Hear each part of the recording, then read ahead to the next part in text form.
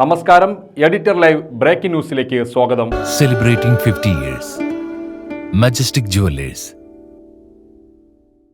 താനൂർ കളരിപ്പടിയിൽ ബൈക്കിന് പിന്നിൽ ലോറിയിടിച്ച് റോഡിലേക്ക് തെറിച്ചു വീണ യുവാവിന് ദാരുണാന്ത്യം. താനൂർ ചിറയ്ക്കൽ ഒരിക്കേരി വീട്ടിൽ പവിത്രന്റെ മകൻ വിഷ്ണു എന്ന 18-കാരന്റെ ജീവനാണ് റോഡിൽ പൊലിഞ്ഞത്.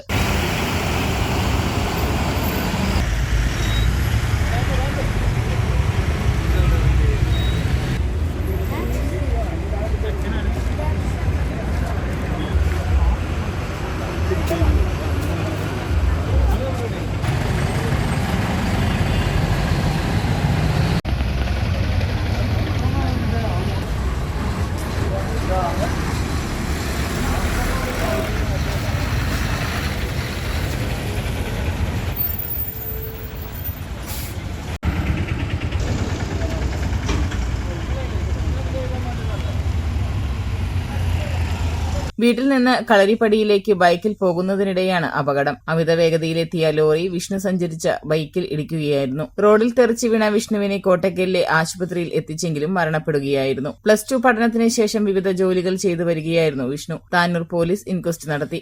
പോസ്റ്റ്മോർട്ടത്തിന് ശേഷം വീട്ടുവളപ്പിൽ സംസ്കാരം നടക്കും.